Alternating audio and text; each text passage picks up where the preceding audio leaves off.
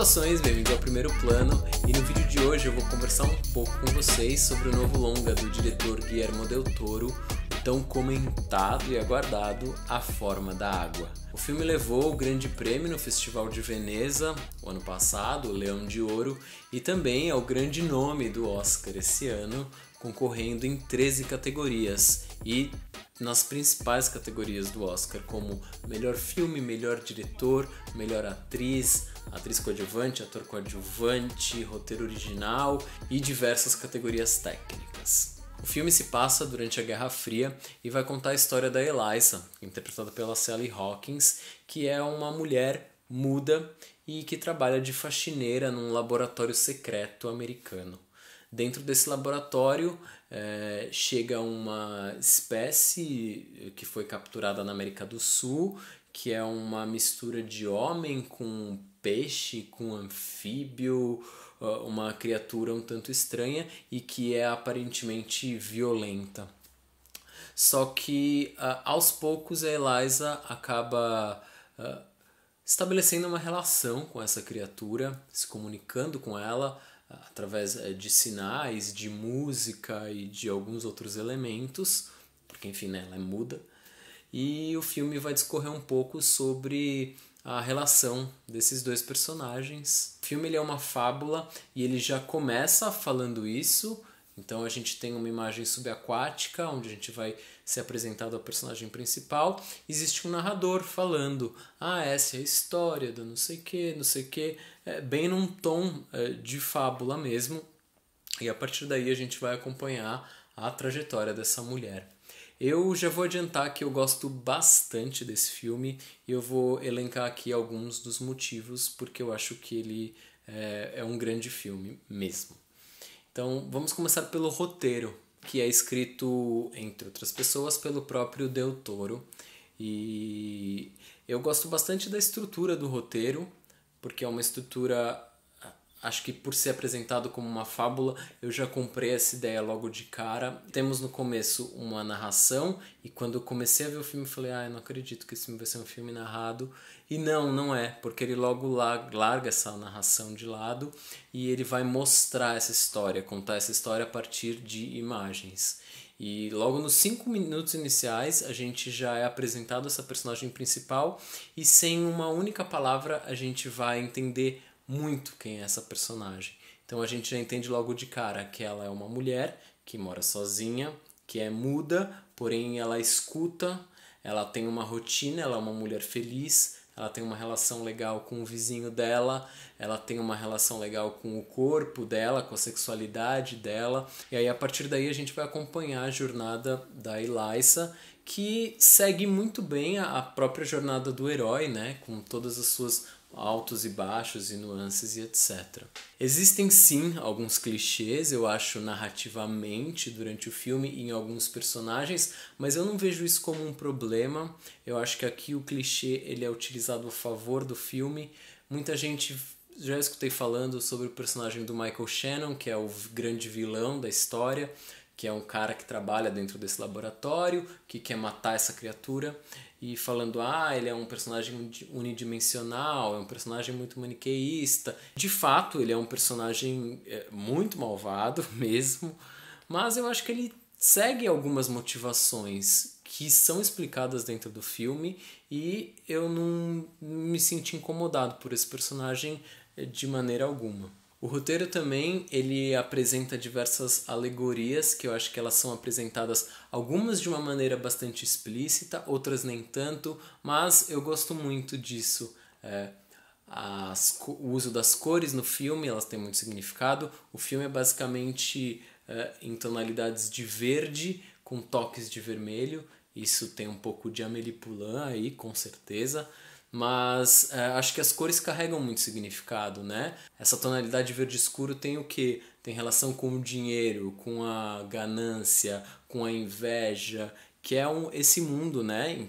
Enfim, Guerra Fria, estamos falando de Guerra Fria, é o mundo que esses personagens estão inseridos. E os tons vermelhos, eles entram como respiros. O vermelho é o quê? O amor, a paixão.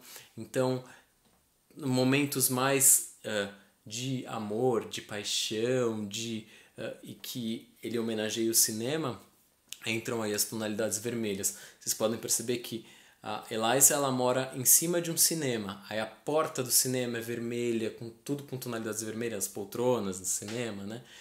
Tem coisas de figurino também que são utilizadas com essas cores e também outros elementos.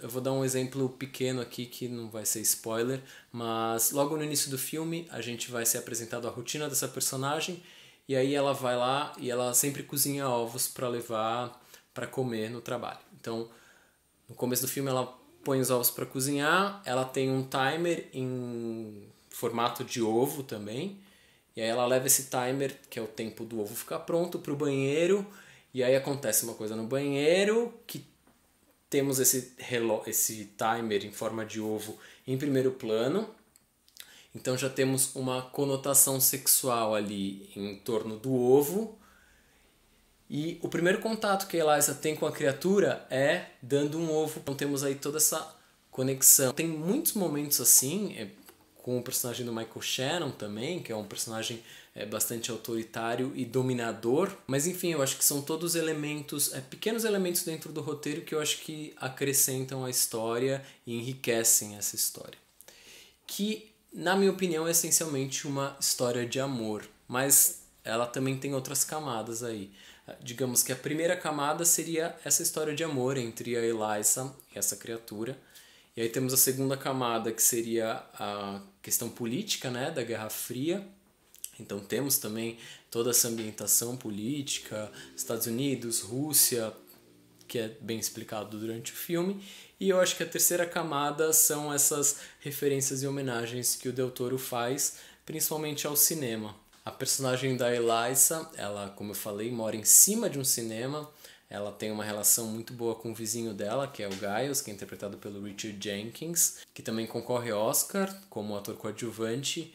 Eles gostam muito de assistir filmes na televisão, eles têm uma relação muito bonita entre os dois. E o filme ele faz muito uma homenagem e referências ao cinema, à história do cinema.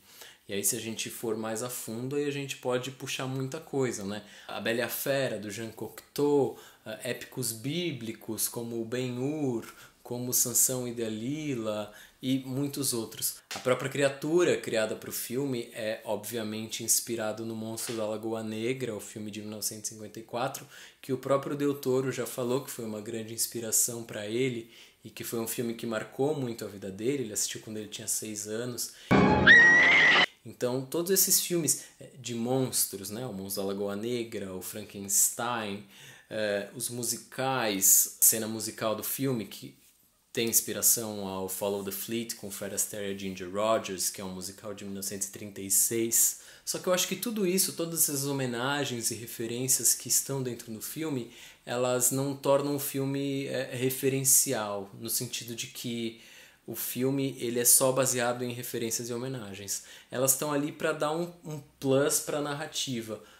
Como eu acho que, por exemplo, La La Land é um filme muito mais referencial do que A Forma da Água, por exemplo. Aí a gente tem a trilha linda, composta pelo Alexandre Desplat, e também diversas músicas que, desde Carmen Miranda, Glenn Miller, Benny Goodman, músicas que a própria Eliza vai apresentando para essa criatura ao longo do tempo. Então a música no filme tem um papel muito importante, eu acho que principalmente por ser um veículo de comunicação muito forte entre esses dois personagens. A fotografia do Dan Laustsen eu acho impecável, que tem essa coisa das tonalidades dos verdes e etc. O jogo de câmera criado pelo Del Toro eu acho que funciona muito bem, ele é instigante, ele dá ritmo, ele é fluido. A montagem também tem um papel essencial dentro desse ritmo criado para o filme. E o elenco do filme eu acho uma das coisas mais fortes. Thank you! E principalmente a Sally Hawkins, que é uma atriz que eu sou apaixonado pelo trabalho dela. Eu já acompanho há um bom tempo. Se vocês não conhecem essa atriz, que ela de fato não é tão conhecida assim, eu sugiro vocês verem alguns filmes do Mike Leigh com ela, que é um dos meus diretores favoritos. Ela traz uma riqueza para essa personagem que é muda, mas que mesmo sem fala a gente entende todas as nuances dessa personagem. Ela passa por uma trajetória, né? A trajetória dessa personagem, o arco dramático dessa personagem é gigantesco e ela consegue, sem uma palavra, expressar tudo isso muito bem. Então eu acho a Sally Hawkins uma atriz sensacional. Acho que, na minha opinião, ela deveria levar a estatueta de melhor atriz, mas vamos aguardar e veremos. A Octavia Spencer e o Richard Jenkins, que fazem os papéis dos grandes amigos da Eliza, eles ambos concorrem como ator e atriz coadjuvante. Eu acho que eles trazem um alívio cômico que também enriquece a obra. Eu gosto muito do trabalho do Michael Shannon, que é o vilão, e temos também o Michael Stuhlbarg, fazendo o papel de um cientista, que, aliás, está em vários filmes dessa temporada de premiações. Ele está no Forma da Água, no Me Chame Pelo Seu Nome, no The Post. E temos também o trabalho do Doug Jones, que já fez diversos filmes com o Guillermo del Toro. Ele faz a criatura. O Guillermo del Toro, como muitos de vocês já sabem, ele gosta muito de efeitos práticos. Então, essa criatura não é feita totalmente em computação.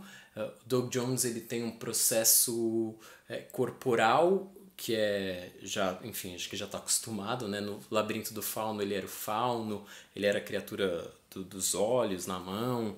No Hellboy ele também era aquele cara da água. Então é um cara que já vem trabalhando com o Del Toro e que eu acho que criou uma fisicalidade, um aspecto corporal que eu acho que enriquece muito a criatura, e eu gosto muito do trabalho dele também. E eu acho que no fim das contas o Guillermo del Toro faz um filme que abraça a beleza das coisas como elas realmente são. Então a gente tem a princesa sem voz, que é uma princesa que não é uma princesa. Temos um monstro que não precisa se tornar humano para ser amado. E eu acho que é uma ode aos desajustados, aos que estão à margem da sociedade, aqueles que por N motivos se sentem sozinhos dentro da sociedade por serem quem são. E eu acho que o Del Toro ele convida o espectador a abraçar essas diferenças, a respeitar e a sermos um pouco menos intolerantes, principalmente nos dias de hoje.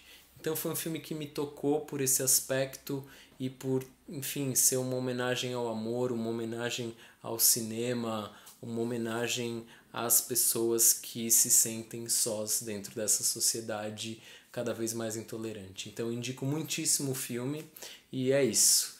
Espero que vocês tenham gostado do vídeo, que vocês continuem aqui me acompanhando no canal. Se vocês não são inscritos aqui, por favor se inscrevam, porque me ajuda muito a fazer o canal crescer. Se inscrevam também nas minhas redes sociais. E é isso. Até mais.